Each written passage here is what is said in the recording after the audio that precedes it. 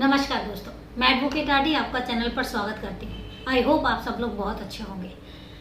दोस्तों, कुछ चीज़ें ऐसी होती हैं जो अचानक आती हैं और अचानक आती हैं तो लगता है कि नहीं, आप तक पहुँचाया जाना चाहिए। भरोसा ना करें तो किस पर ना करें और भरोसा करें तो किस पर करें, ये शब्द जो है ना, ये दिल को अंदर तक कचोटते हैं, क्योंकि हम सोचने पर मजबूर हो जाते हैं कि आखिर हम भरोसा किस पर करें और किस पर ना करें। दोनों ही सवाल खड़े होते हैं। भरोसा नहीं करते हैं तो समाज नहीं चलता और भरोसा करते हैं तो समाज में ही धोखे मिलते हैं। आज की इस बात पर इसलिए मैं तूल दे रही हूँ क्योंकि जो आज की वारदात है वो बहुत ही दिल दहला देने वाली है। जब आपका कसूर नहीं होता और आपके साथ क्राइम होता है तो ये सवाल खड़े करता है। आज की वारदात है एक कॉलेज गोइंग स्टूडेंट की। बहुत पुरानी नहीं है, इसी दिसंबर की बात है। 10 दिसंबर को एक लड़की लखनऊ में वजीरगंज थाना है, वजीरगंज थाना में पहुंचती है और रेप की एफआईआर दर्ज करवाती है। तो कहती है कि मेरे साथ रेप हुआ है। अब जो पुलिस वाले हैं, पुलिस वाले एक बार के लिए चौंकते हैं और वो पूछते हैं कि तुम्हारे साथ रेप कब हुआ है। वो कहती 5 दिसंबर। और वो कहते हैं अगर 5 दिसंबर को तुम्हारे साथ रेप हुआ है तो फिर तुमने इतना टाइम क्यों लगाया, तुम 10 दिसंबर को क्यों आई हो। तब उसने बोला कि मेरी हिम्मत ही नहीं हो रही थी। सोसाइटी, समाज हमारे ऊपर, कहते हैं ना, रेप विक्टिम पर लांछन लगाता है। जिसके साथ रेप हुआ है, समाज हमारा, सोसाइटी हमारी उसी को ही गलत ठहराती है, उसी को ही कहती है कि उसने ही कुछ गलत किया होगा, उसकी ही नज़र सही नहीं होगी। और इसलिए सिर्फ समाज, सोसाइटी के डर से, क्योंकि वो लड़की है, आगे जाके उसकी शादी भी करनी है, तो कहीं ना कहीं पेरेंट्स भी कतराते हैं कि लोगों को पता लगेगा, अगर समाज को पता लगेगा तो कल के दिन हमारी बेटी के साथ शादी कौन करेगा। सोचने वाला विषय है। इस विषय पर सोचा भी जाना चाहिए और एक्शन भी लिया जाना चाहिए। आप सोचिए उस बच्चे की क्या गलती जिसके साथ रेप हुआ है, लेकिन हमारी सोसाइटी जो है ना, उसी को दोषी ठहराती है जिसके साथ रेप हुआ है, लेकिन रेप करने वालों को 6 महीने में भूल जाती है और 6 महीने में एक क्लीन चिट दे दी जाती है कि नहीं, गलती तो लड़की की होगी।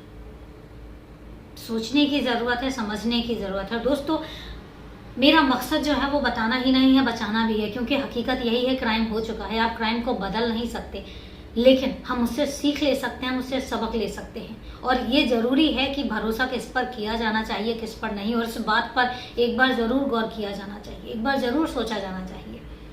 और हकीकत यही है कि मेरे, आपके और क्राइम के बीच में फासला सिर्फ उतना है कि हम कितने सतर्क हैं, हम कितने सावधान हैं। जब पुलिस वाले उस लड़की से पूछते हैं तो फिर वो लड़की जो है वो सिलसिलेवार पूरी वारदात बताती है। वारदात शुरू करूं उससे पहले यही कहना चाहूंगी कि दोस्तों, अगर आप अपने इस चैनल पर पहली बार वीडियो वॉच कर रहे हैं या अभी तक अपने चैनल को सब्सक्राइब नहीं किया है तो चैनल को सब्सक्राइब करना मत भूलिए और इसके अलावा बेल आइकन जरूर प्रेस कीजिए फर्दर नोटिफिकेशन के लिए। और इसके साथ ही वारदात के बारे में आपकी कोई भी राय है या चैनल के बारे में आपकी कोई भी राय है तो कमेंट जरूर कीजिएगा, लाइक कीजिएगा, शेयर कीजिएगा। तो चलो दोस्तों, शुरू करते हैं वारदात। अब वो लड़की जो है वो सिलसिलेवार बताना शुरू करती है। वो कहती है कि मेरे पापा जो हैं एक हाई पोस्ट पर तैनात हैं। वो अपने बारे में बताती है कि मैं जो हूँ वो कॉलेज की स्टूडेंट हूँ। मेरा जो है वो साइकेट्रिस्ट के पास ट्रीटमेंट चल रहा है। मैं रूटीन में, वहाँ का एक हॉस्पिटल है किंग जॉर्ज मेडिकल हॉस्पिटल, मेरा वहाँ पे ट्रीटमेंट चल रहा है साइकेट्रिस्ट के पास में, और मैं वहाँ पर नॉर्मली जाती हूँ। वहाँ पर जाती हूँ तो एक चाय की जो टपरी सी होती है, जो स्टॉल सी होती है छोटी सी, वहाँ पर मैं हमेशा, कई बार होता है कि चाय पीने का मन करता है तो मैं वहीं पर ही चाय पीती हूँ। तो उस लड़के के साथ मेरी अच्छी जान पहचान है, मैं उसको जानती हूँ, वो भी मुझे जानता है कि हाँ, मैं यहाँ पे इलाज के लिए आती हूँ। 5 दिसंबर को भी मैं इलाज के लिए गई थी। जब इलाज करवा के मैं बाहर निकलती हूँ, बाहर निकलने के बाद वो लड़की उस सत्यम से मिलती है, उस टी स्टॉल वाले के पास जाती है, टी स्टॉल वाले के पास जाती है, चाय पीती है। चाय पीते के साथ ही उसको याद आता है कि उसका फ़ोन जो है वो डिस्चार्ज हो चुका है। वो उस लड़के से पूछती है, उस लड़के का नाम है सत्यम। उस सत्यम से पूछती है कि मुझे फ़ोन को चार्ज करना है। सत्यम कहता है कि मेरे पास चार्जिंग का कोई ऑप्शन नहीं है, लेकिन हाँ, मैं अपने किसी दोस्त से पूछ लेता हूँ। वहीं पर ही 2 लड़के और बैठे हुए होते हैं तो उनसे पूछता है कि चार्जिंग का कोई ऑप्शन है और मैडम का वो जो फ़ोन है वो डिस्चार्ज हो गया है। तो कहते हैं कि हमारे पास तो नहीं है, लेकिन हाँ, जो हॉस्पिटल की एम्बुलेंस है उसमें चार्जिंग का ऑप्शन है। वो उसको बताते हैं और साथ में पास ही खड़ी एम्बुलेंस में उसका फ़ोन जो है वो चार्जिंग में लगवा देते हैं। और उन 2 लड़कों का नाम होता है असलम और सुहेल। चार्जिंग में लगवा देते हैं। इसके बाद वो लड़की वहीं पर बैठ जाती है। थोड़ी देर के बाद में उसको पता चलता है चलो अब उसका फ़ोन जो है वो चार्ज हो गया होगा।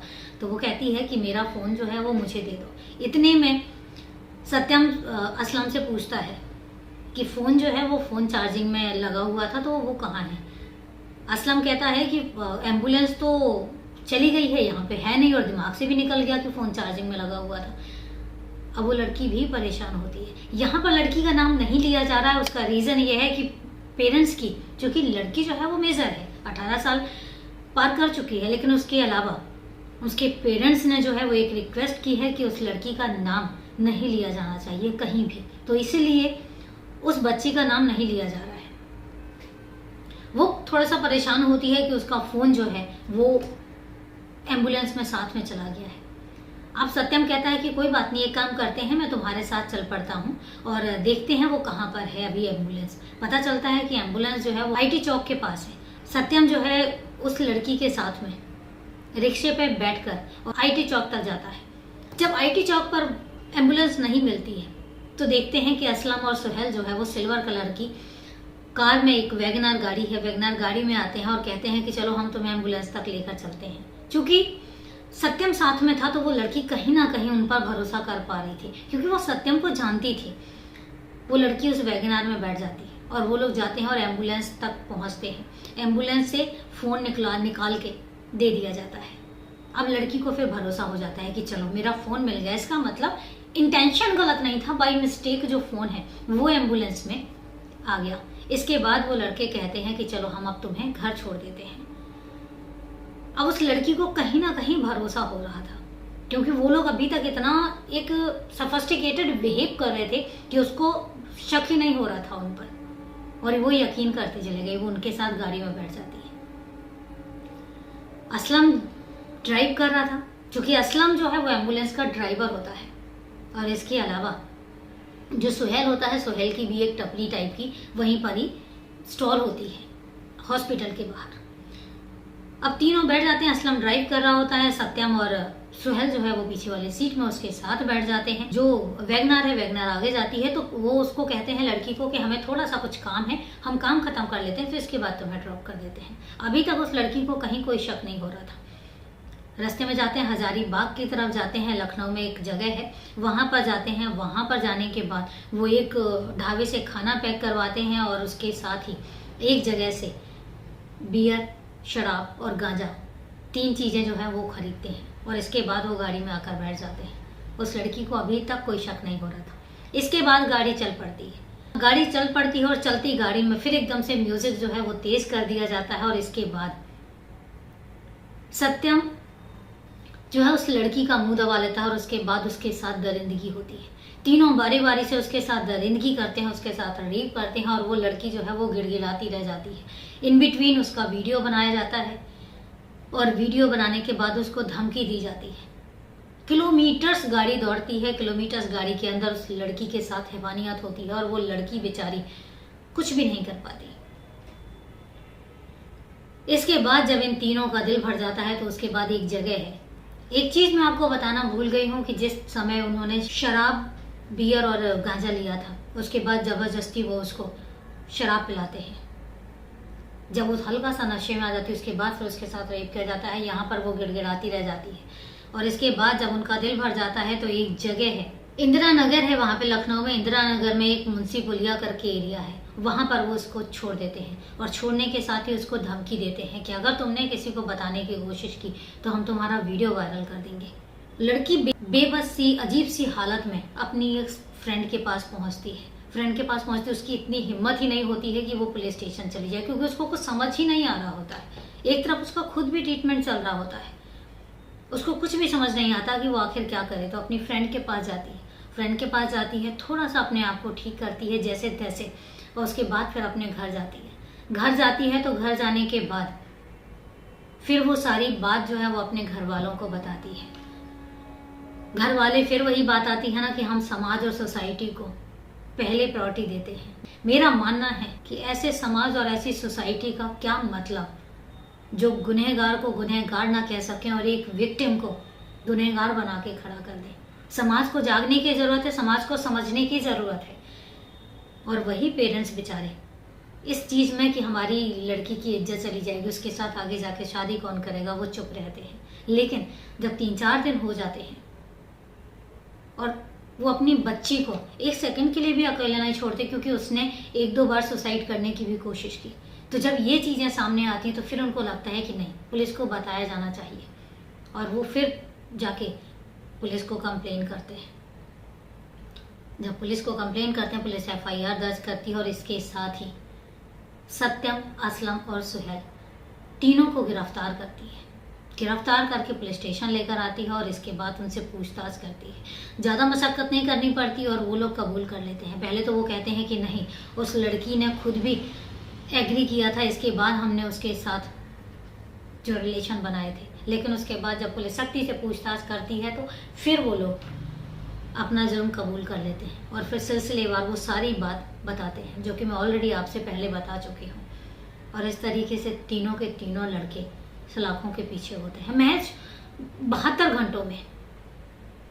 घंटों में ये केस सॉल्व हो जाता है और वो तीनों लड़के जो हैं वो सलाखों के पीछे होते हैं। पुलिस कोशिश कर रही है कि चार्जशीट जल्दी से जल्दी फाइल की जाए। इसके साथ ही केस जो है वो जितनी जल्दी हो सके कोर्ट में जाए और फास्ट ट्रैक कोर्ट में केस जो है वो जाए और जितनी जल्दी हो सके उस लड़की को इंसाफ मिल सके। यहाँ पर जो पेरेंट्स हैं उन्होंने एक रिटन रिक्वेस्ट दी थी कि उनकी बच्ची का नाम जो है वो कहीं पर भी नहीं आना चाहिए, क्योंकि वो उसकी माँ जो है, उसकी माँ की हालत बहुत बुरी थी। वो बेचारी फफक कर रो रही थी और हर बार एक ही चीज़ पूछ रही थी कि इसमें मेरी बेटी की क्या गलती। और हकीकत बात भी है कि उनकी बेटी की क्या गलती। लेकिन वही बात होती है कि गलती हो या ना हो, ये समाज जो है ना, समाज में कुछ दरिंदे ऐसे होते हैं जिनका कोई भरोसा नहीं होता। कहते हैं कि यूपी में सख्ती आई है, लेकिन क्राइम उतना ही है। क्राइम रुकने का नाम नहीं ले रहा और खासकर लड़कियों के अगेंस्ट जो क्राइम है ना, वो बहुत ज़्यादा बढ़ रहा है।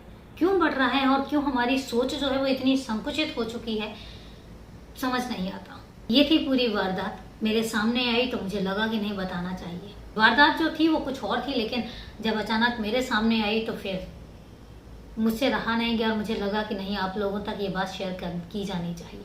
तो दोस्तों, ये थी पूरी वारदात के बारे में आपकी क्या राय है, कमेंट करके ज़रूर बताइएगा।